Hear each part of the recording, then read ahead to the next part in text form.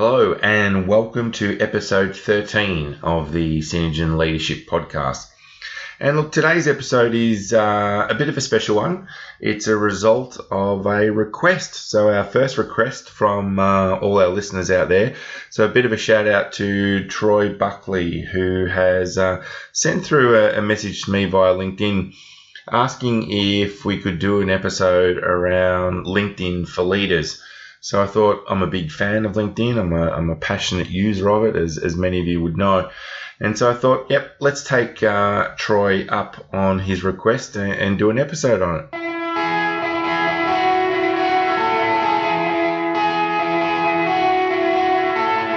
Welcome to the Synergen Leadership Podcast with Julian Carle. Julian speaks with leaders from around Australia to bring you their leadership story and share their insights about being a leader. To further help you build your leadership capability, Julian shares his own insights about leadership and the tools and techniques he uses as a leader. So this was actually a really interesting thing, because we're thinking about the idea of how to use LinkedIn and how to articulate what I do on LinkedIn. It really forced me to get down into, down deep and think about how do I use it. And is there a framework, is there a model, is there a tool which we could share with you and give you some insight into how I use LinkedIn? So I've got to give Troy another thanks, because what I've been able to work out as part of the planning for this episode is that I essentially use a 3P model.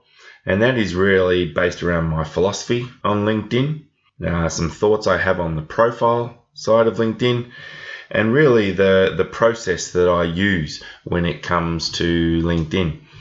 So I'm going to get straight into it. Now, the interesting thing about this episode is I am going to be running my LinkedIn profile page as I record the podcast. So if you hear any clicks in the background, it's probably because I'm doing stuff on my profile. And I just want to make sure that I'm covering off on all the key things in terms of LinkedIn. So let's start with that first P, which is really about the philosophy that I have around LinkedIn. So for me, LinkedIn's it's a social networking platform. It's the professional Facebook. It's specifically designed for business, hundreds of millions of users around the globe. And according to the last thing that I looked at, Australia is one of the fastest adopters of LinkedIn. Having said that, I'm not sure that everyone is using LinkedIn to its full capacity, and I'm not sure everyone really has their own philosophy on LinkedIn. I find it's a great way to build relationships and basically to stay connected to people. I look at LinkedIn as a way of networking. Now, for me, I always think about how can I add more value to the people I know. And I like to think that LinkedIn is about positioning yourself as a professional. It's about clarifying your personal brand. Now, in the training programs that I run, I talk about personal brand a bit. And it's one of those things where you have one whether you like it or not. Now, as a leader, as a professional leader, I believe you have an obligation to position yourself in the right way. And I want you to consider the idea that you need to be in control of your personal brand. So when people Google you, when people look at your LinkedIn profile, it's all there. So I think that it's worthwhile being in control of your personal brand. It would be naive to think that when people are looking to do business with you, when people are looking to recruit you, when people are looking to headhunt you, when people are sussing you out as a potential customer, supplier, whatever it may be, that they're not doing a Google search on you now. This is a new age. This is the digital place. This is where we live now. And I think it's worthwhile to really start to think about this idea of personal brand and what it means to you. Now, a lot of people use LinkedIn as a sales tool, which it can be. But for me, more importantly, it's about relationships and it's about meeting people in a digital sense and thinking about how I can add value to them in their roles, value to them in their interests. And I think that we do need to recognize that it is a digital relationship. It's not going to replace the face-to-face. I'm pretty sure that in many cases you could bump into someone you meet or you know on your LinkedIn profile in the street and you might not actually recognize them. So we do need to recognize that it is a digital relationship. I think we also need to think about the fact that most people are not necessarily that active on LinkedIn. They might have a profile. They might occasionally do something. But they're probably not like me, who has the app on their phone and is checking it many times a day. And they may not like, they may not comment, or might not share your content or your post or something that you're interested in. And let me give you a little example. For those of you that are LinkedIn connected to me, and probably realize that I do a range of different things. I post videos, I post copies of flip charts, whatever it may be. I even, videos of announcing each episode of this podcast as an example. But one of the things I've noticed is that I might get thousands of views on any given one of my posts, but maybe only 1% of those people will either like, comment, or share. A big thank you to those of you who do.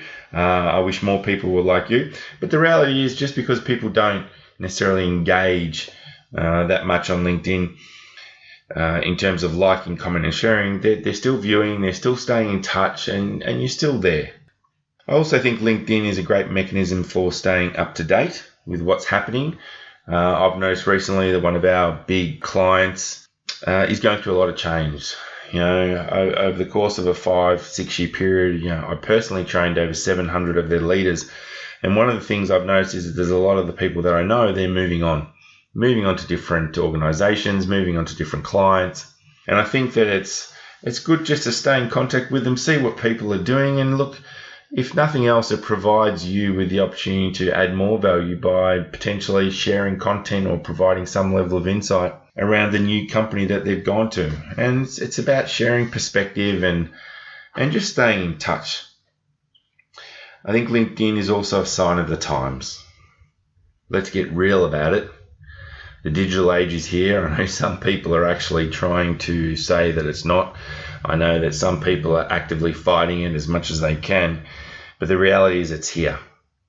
It's not going anywhere, and it's only going to get quicker. I don't know if any of you are familiar with this idea of Moore's Law, something I come across over in the last 12 months or so. And basically what it talks about is that the speed of change, or the development of technology from the computer perspective, is that the speed is doubling every 18 months. That's phenomenal speed, and that's phenomenal change. And what that means is that those futurists out there that are predicting what's going to happen in 10 years, they don't know what's going to happen in 10 years. They're just watching the Jetsons or the Simpsons or something like that. Change is coming at us so fast that we can't always predict what's going to happen, and we don't know where it's going to take us. So it's a sign of the times, and it's the way business is being done now. People are checking out your LinkedIn profile. If you're someone who is looking to shift role or change role, telling you now, any prospective employer is looking at LinkedIn. Professional recruiters are looking at LinkedIn. Professional recruiters actually have what's called LinkedIn Recruiter, which basically they pay an extra license for to be able to search everyone and everything. So LinkedIn is being used as a recruitment tool. So I think it's worthwhile really recognizing the fact that as a leadership professional, that's a sign of the times. And to finish off the philosophy part of LinkedIn, I think that LinkedIn is an integral part of professional leadership as we close in on 2020. And I think this is reflected in that, just recently I attended an event. I went up to the Gold Coast in Australia and met a whole bunch of HR professionals, plus a whole range of suppliers and vendors. And what was really interesting, that when I said to various people that I meet, I don't use business cards, I only use LinkedIn, their response was not one of, oh, really? You don't use business cards? Their response was, yeah, I'm the same. And as a consequence of that event, I walked away with a couple of business cards, but of the majority of the people I met there, I walked away with a LinkedIn connection. Pulled out my iPhone pretty much straight away, said, what's your name, what's the spelling, all the rest of it.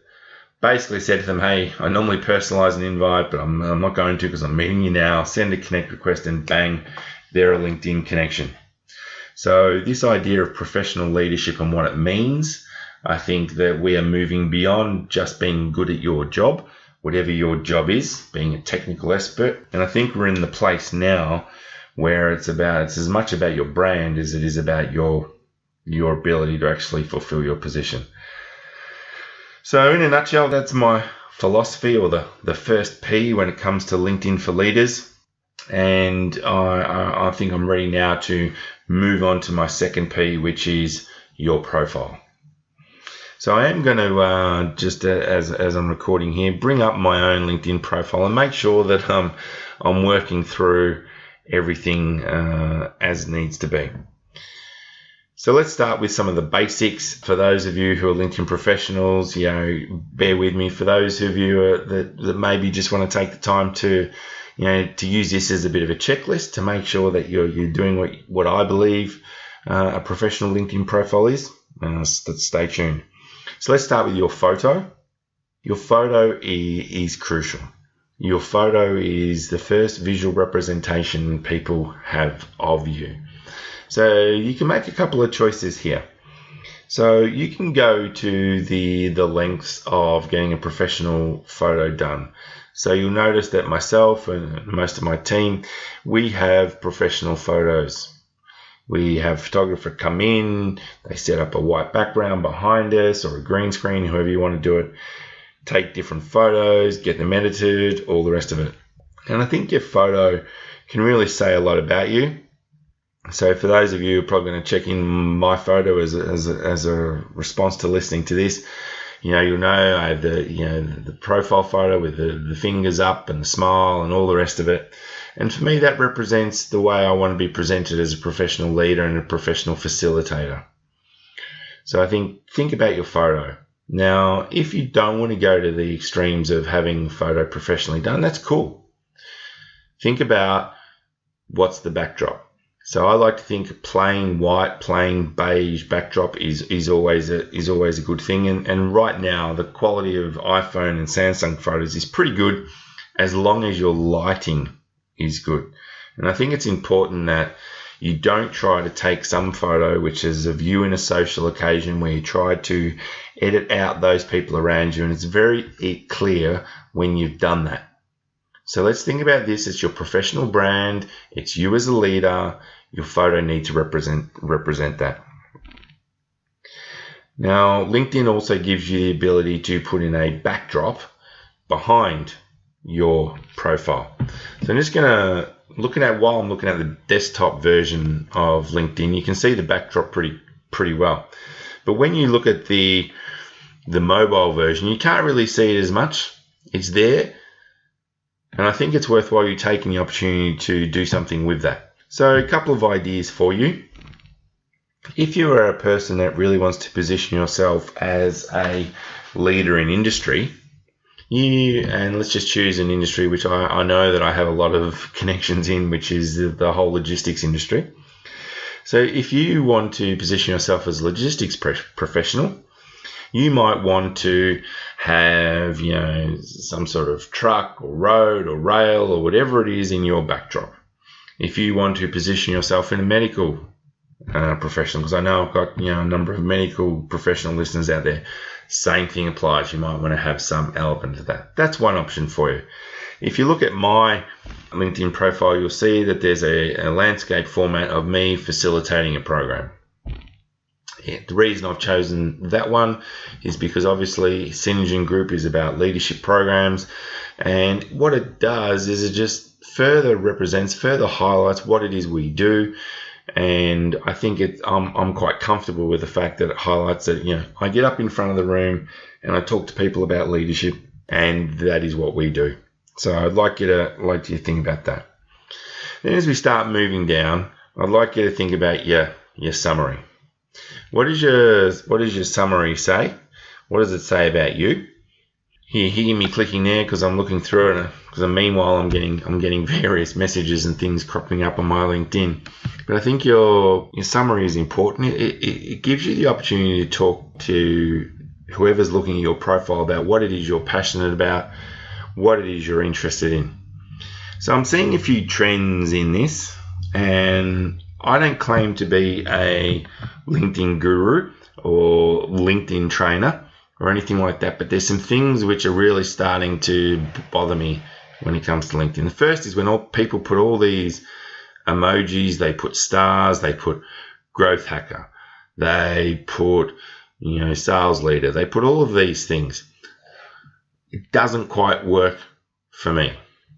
I like the summary to be about a little bit more about what I'm about. And if you look at mine, it starts off with, I couldn't be any more passionate about leadership. I live it, I breathe it, and I've designed my company and career to further develop leaders. Very clearly says what I'm all about.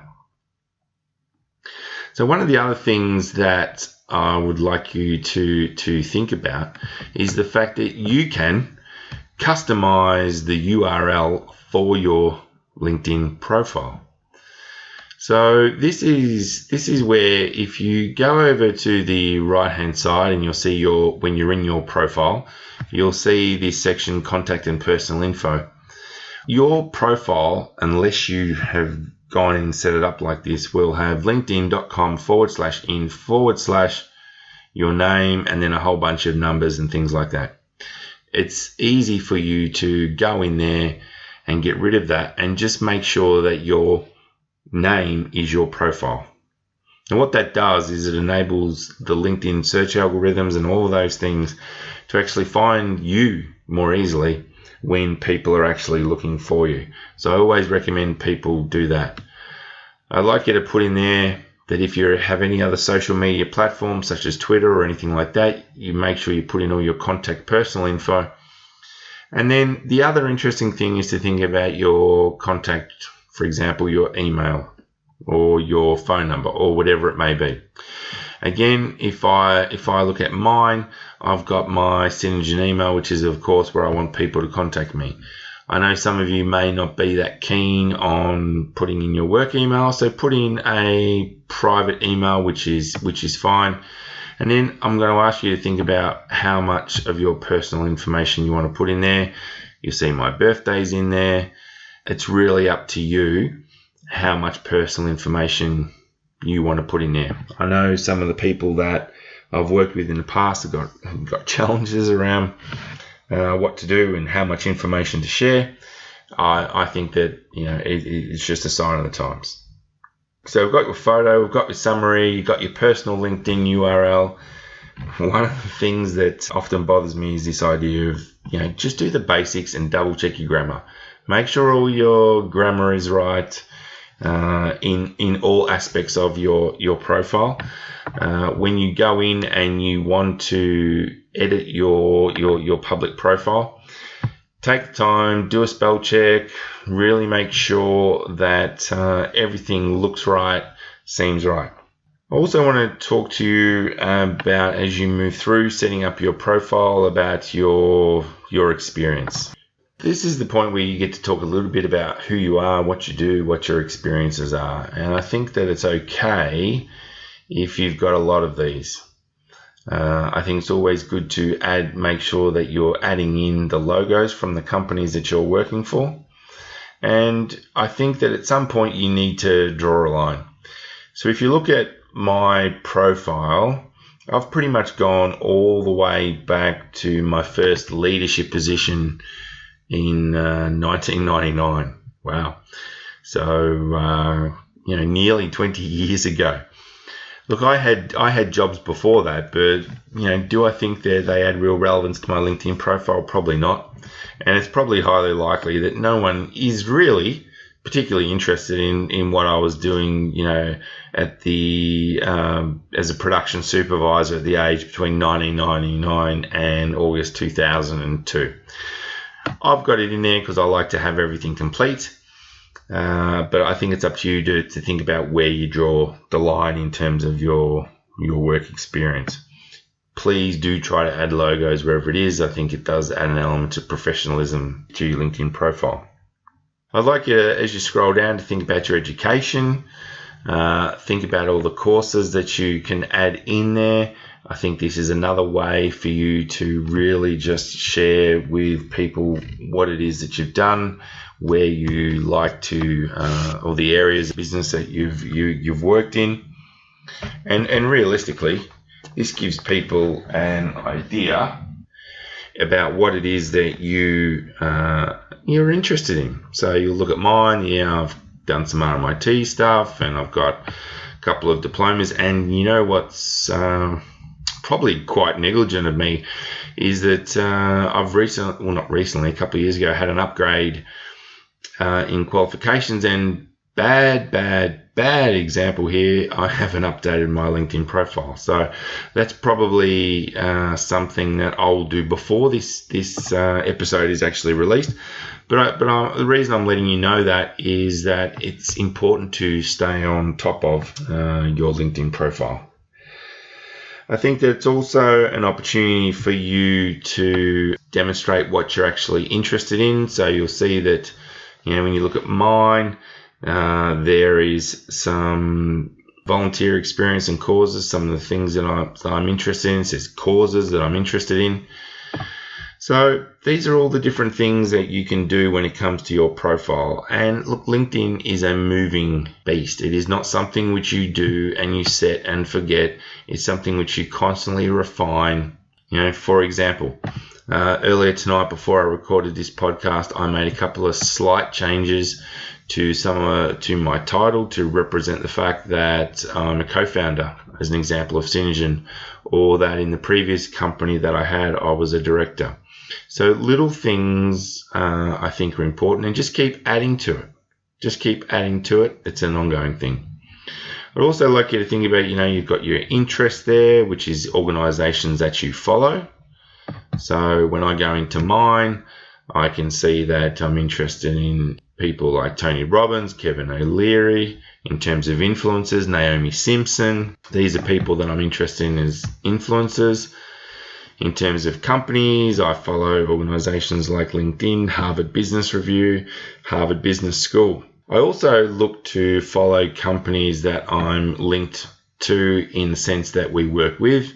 So, for example, I know that I've got a lot of listeners who are from Pacific National, so I follow Pacific National. I know that I have some listeners from Sims Metals, so I follow Sims Metals. I know that I have some people from St. Vincent's Private Hospital in Sydney who listen, so I follow them, and the list goes on. So I probably missed a few, but there's some of the companies that I follow. There's also a lot of groups that I'm interested in.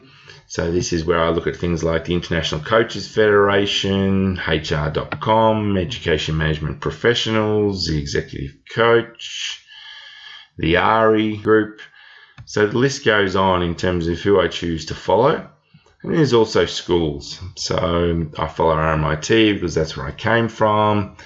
Manalizer Business School because I'm interested in what they're doing. So this whole idea of groups, I think is important, just to follow people. And I'd suggest that if you've got any relationship with your customers, make sure that you follow your customers, because it's important to know what's going on in their world, and wherever possible, try to add value to them via posting relevant stuff. So I think that's where I draw into the second P, which is about the profile. So I'm really going to encourage you to take the time to review your profile and really start to continue to build it, continue to refine it. Please don't get into the habit of set and forget. Now, it did make me just realize that some people ask me about, do I use the free version of LinkedIn or do I use the paid version?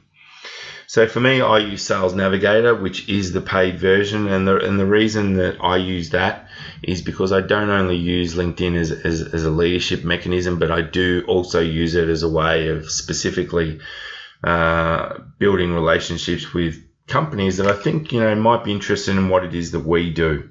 So I use Sales Navigator. Now, prior to that, I would have suggested to you that for the average leadership professional that's really looking to continue their leadership career and continue just to build relationships with customers, that the LinkedIn free version is enough, which I still stand by.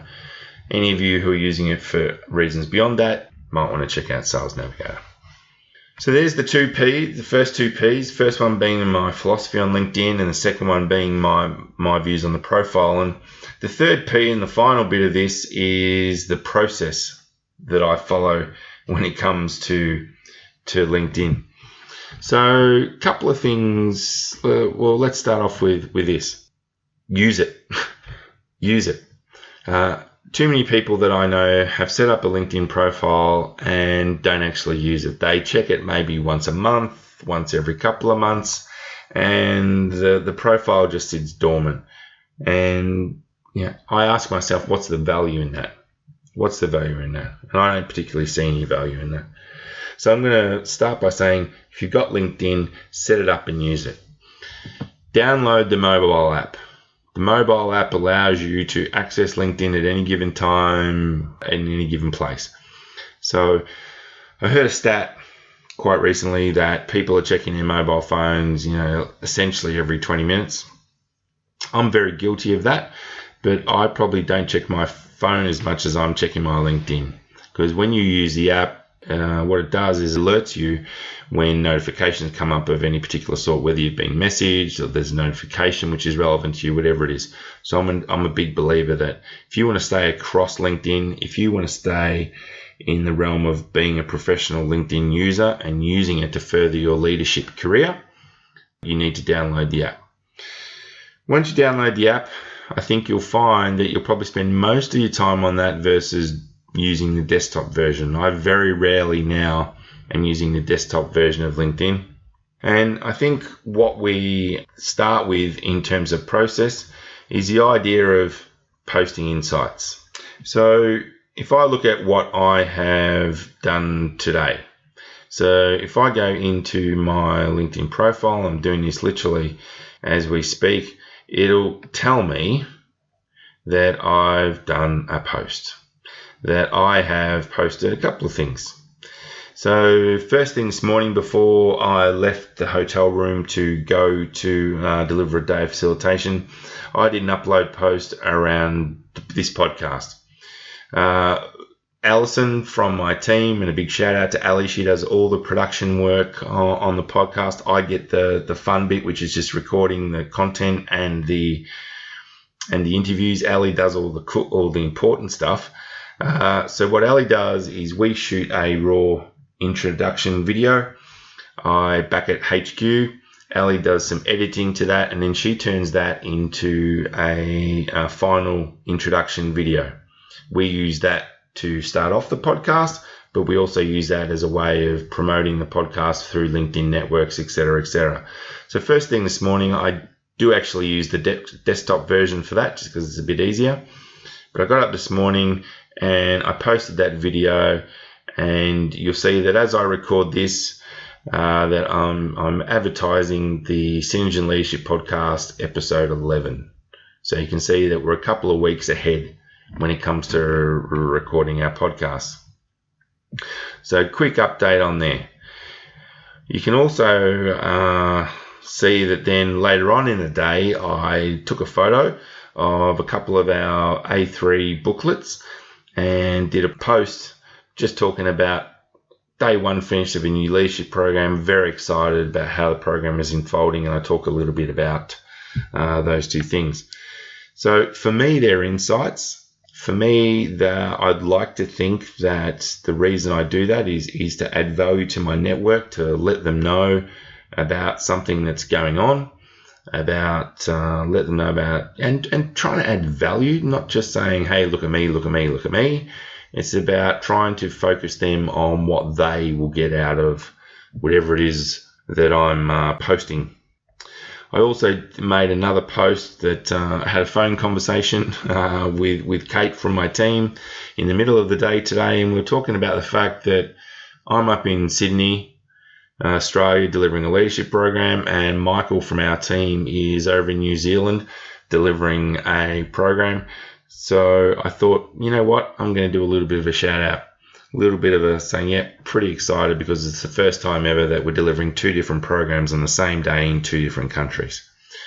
So that's a different type of post again. I tagged the people in my team because I want to acknowledge all the efforts the whole team puts in to what we do. So in one day, in amongst facilitating leadership programs, you can see that I've done 3 different types of posts. What is normal for me is that I tend to post more when I am actively facilitating, because I often put up photos of flip charts that we do and things like that. So I think you really start with this idea that, you've got to post insights. So the other process I do is that I very much try to engage with people. So if someone likes something that is on a post that I've made and I don't know them, I will try to acknowledge that. Thanks for liking my post. And I'll also use that as a way of maybe reaching out to them and saying, hey, noticed you liked something I posted, thought it might be useful to connect. So I use that as a way of continuing to build the networks.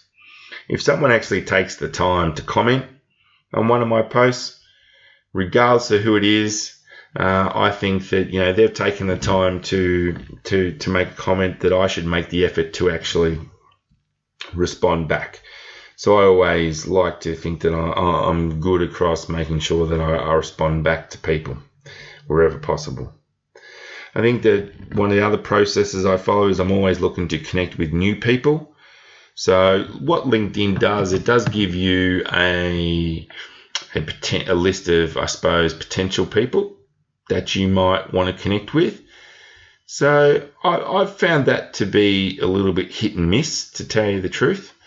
So often I'll flick through that, but I don't necessarily use that as a way of looking for people to connect with. I will try to look at who's liked a post, or who's linked to someone, or who's working at a company that I'm interested in, and I'll use that as a way of connecting with people. But I think LinkedIn is about being active and proactive. Don't just wait for everyone to connect with you. Reach out to people, say, hey, I'm interested in connecting. And I will say this, please always personalize your message when you are reaching out to people. Now, one of the things that people are not always sure about, and I'm just scrolling through my mobile version of LinkedIn because this is where people get caught. In the desktop version, it's very easy to personalize your invite, but people often don't know how to personalize the mobile version. So it's very simple. So I'm actually looking at someone on my mobile right now. Because I have Sales Navigator, I can see everyone that looks at my profile. And so I look at this person and I see, okay, what do they do? Who do they know? And all the rest of it. And I think, do I want to connect with that person? So, let's do it live. So Renee has looked at my profile earlier today. And as I look through her profile, I know why she's looked at me. I released a podcast episode today about an interview I did with Richard Amon. And I can see that she knows Richard Amon. So it makes sense that this is why she has looked at my profile. So I can have a choice. I can say, oh, yeah, it doesn't matter. She's looked at my profile. Or I could say, hey, why not connect? So you've got 2 options in the mobile version. You could just click on the connect, and what that will do is that'll send an automatic message to Renee. And I find that very impersonal. I don't think that's the best way to use LinkedIn. Or what you could do, when you look at the mobile version, you will see the connect, the in-mail, and then another box with 3 little dots. You click on that and you come up with a list of 5 drop-downs. The 3rd drop-down says personalize invite. So let's do this live. You can't see me, but you might be able to, I'll tell you what I'm doing. So it says connect, include a message to Renee. So I'm going to do that. So I'm going to put, hi, Renee. Now, you're going to ask yourself, what's the opening line? How do you approach it? So I'm just going to simply put this. I noticed that we are both connected to Richard, and she'll know that that's a reference to Richard Amon, who we interviewed for our podcast. And then I'll put thought it might be useful to connect. Cheers, Julian. Now, some of you might be going, cheers, that's a bit informal. And look, I can see your view on that. For me, it's probably a more representation of where I'm at. I'm probably a little bit less formal in the way I approach it, but I think that it works for me. So, hi Renee, knows that we are both connected to Richard, thought it might be useful to connect. I'm going to put send invitation, and it says invitation sent. It's off to Renee. That's how I use LinkedIn. If someone likes my post, like I said, it'll be, hey, so-and-so, knows you like one of my posts, thought it might be useful to connect. So I really want you to think about getting out there and connecting. In your LinkedIn feed, one of the things that I'd like you to consider is actually being a little bit of an active user. And as you scroll through it, like things, share things, comment on things that you're interested in. Too many times LinkedIn is filled with people trying to just sell stuff. I like to think, can we do something where we are commenting on what people have posted? If people are taking time to share insights, take the time to say, hey, thanks for that. I really appreciate what you put on there. Share content. If you come across something that's really interested with you, that you're really interested in, take the time to share. And look, the LinkedIn algorithm means that the feed is updated regularly. And I think that, it gives you a real opportunity to connect. So as I've been recording this, I've just been scrolling through LinkedIn on my mobile. And, I get an update. And let's talk about this update because I think it's a perfect opportunity for me to actually, practice what I preach. So Warwick, he's obviously updated his profile. So what that means is that I get a notification about Warwick. And so what it tells me now is he is now the COO of where he works. So what I'm going to do, I'm going to congratulate him. So I'm going to comment. Now, there's a little weird thing that happens with LinkedIn on the mobile in that the feed is often ahead of the notifications, if that makes sense. So this will tell me right now that Warwick's had an update, and it gives me the opportunity to send, a smiley face, just say congratulations or whatever. I don't like any of those, or it gives me the opportunity to like and comment.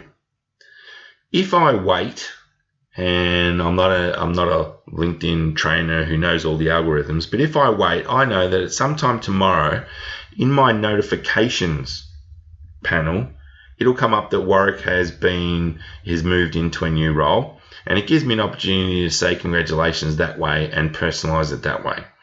So probably what I'll do is wait for that, just because I like the way that I like to work in the notifications path. So if I look in the notifications bit right now and I scroll down, that notification about Warwick still hasn't come up yet. So I'll just wait for tomorrow and I'll do it that way. Now I want to give you a warning, and the warning is this: never outsource your LinkedIn. So the reason I can give you that warning is that I did it. I outsourced my LinkedIn for probably about 3 weeks because someone came to me and said, look, we can help you with your LinkedIn profile. We can help you better connect with people. We can help you build relationships, blah, blah, blah, blah, blah. It was the worst thing I ever did. I could see what was happening on my profile, but it had no control. And what this organization was doing was essentially stalking people. So people would connect with me, and then straight away, pretty quickly, they would get a message saying, hey, I want to meet. And then it would be this sequence every 2-3 days. Hey, can we meet? Hey, can we meet? Hey, can we meet? Now, for me, I thought this was doing my personal brand tremendous damage, so I stopped that relationship pretty quickly. It grew my profile, admittedly, in terms of the number of connections with people that I like to be connected to. But at the same time, I thought it was damaging my profile. So really, I'm pretty cross when I get an automated message now, and when I respond back, they often freak out. So give you an example, Feb 27, someone connects with me, then I don't really say anything. Then on March 5, They sent me this massive, great sales pitch. I decided that I don't want to be sold to in this context, so I send back a response saying, pretty clear it's an automated sequence. As soon as I accept, you send me the pitch. Not the best way to utilize LinkedIn. Most likely you've outsourced a process to someone who does not appreciate the real value. Looking forward to hearing back from you. Cheers, me. Do you think I've had a response? No. So what that tells me is that I have called out someone doing the outsourcing bit, and I believe that most professionals don't respond well to that type of LinkedIn usage. So I'm going to strongly recommend that you do not outsource your LinkedIn. It's a big mistake. So wherever possible, I'm also going to recommend that you try to post different types. I mentioned that earlier with your insights, but look, do photos, do text, do videos. There's a real shifting towards LinkedIn videos right now. I think there's one thing also worth commenting on is that there's a distinct difference between posts and between publications. So I thought that articles were more relevant, that they gave me more credibility and everything else. The reality is that they don't get the reach. So if I look on one of my articles, this is one where I basically was talking about, from last year where I was a bit of congratulations and all the rest of it. Very few people have actually clicked on it, hundreds. In other words, some of my other articles, you've got, less than 100. Whereas if I go to posts, either they be videos, photos, I can have anywhere up to 5,000 views, posts of the post and things like that. So I think for whatever reason, LinkedIn plays a greater level of value on short form posts versus long form articles. So just want you to keep that in mind as well. And it's as I scroll through my LinkedIn feed now, there's people that are more prolific than others. There's people that are doing photos, there's people that are doing videos, there's people that are trying to sell, there's all sorts of different things on LinkedIn. And look, I love it. I think that it is a great platform, but there is a little bit of, scrolling through what I need to scroll through to get to what it is I'm actually interested in. Occasionally you can get ads that are paid for, and I think that, I'm not sure of the exact LinkedIn algorithm, but what I think it's worth doing is actually trying to tell LinkedIn that you don't like those. So for example, something's come up in my feed is Invest in Bavaria, the business promotion agency of the state of Bavaria. Now, I'm not interested in investing in Bavaria, or I don't know about you, but if I look at that that post, all I do is click on the three little dots to the right and put hide this post. And what that'll do is post remove, you'll no longer see this post in your feed. I would like to think that if I did that often enough, that post will never show up in my feed again because I'm not really interested in it. So there you have it. That's the way that I personally use LinkedIn. It's the process that I go through. Like I said, I do check LinkedIn on a regular basis, many times a day. I do like to be active, and I wish that I could be consistently active every day of the week. Personally, I'm not. I know that I post more when facilitating training or leading training and things like that, because I think I've got more relevant things to say and things are front of mind. And if you're in the leadership space and you're not dealing with customers the way I am, just share your insights. What are you noticing? What are you seeing? What are you experiencing? What have you come across? And I think that's a great way to approach LinkedIn. So there you have it. 3 parts to it. What's your philosophy on LinkedIn? Get your profile right on LinkedIn, and then have a bit of a process to go through on LinkedIn. Hope that's been useful for you, Troy. Again, just want to shout you out. And look, I do want to give everyone the opportunity. If there's something you're particularly interested in terms of leadership, is there some content that you want us to share? If there's someone that you think would be really useful and interesting for us to interview, please do send me through a LinkedIn message. It's a great way to really make sure that we're giving the listeners out there the value that they're looking for. So reach out, contact me via email, contact me via LinkedIn, and we will do everything we can to try to put together an episode just for you. So I'm pretty much going to wrap it up for that. Please don't forget to head over to iTunes or Stitcher to leave a review. I know that podcast listeners are notoriously not great at leaving reviews, so please do so. Really appreciate it, because we do really want to spread the word on this, because we think that leadership is so important and that there's a lot of different perspectives out there. And so far, I've got to say, all the leaders that I have interviewed who have been very gracious enough to give up their time, I think that there's been really tremendous insights into their views on leadership. And I think when you bundle those all together, there's nuggets of gold from each interview that we've done and each of these content episodes that we've done. So please head over to iTunes, Stitcher, wherever you're listening to this, leave a review. So I'm pretty much gonna wrap it up there. So it's quite late up here, up in Sydney. We're delivering another day of leadership training tomorrow, so pretty excited about that. So with that, I'll leave you to it. Happy listening, and would love to hear your feedback in any way you want to give it to us. Bye for now. Well, that wraps up another episode of the Synergy Leadership Podcast. I trust you found it interesting. A couple of things. If you could go online and leave a review of the podcast, that would be great. Really help us in spreading awareness of the podcast. Happy for you to connect with me on LinkedIn. I'm pretty easy to find. And if you want to shoot me through an email, julian@synergygroup.com.au. See you next time.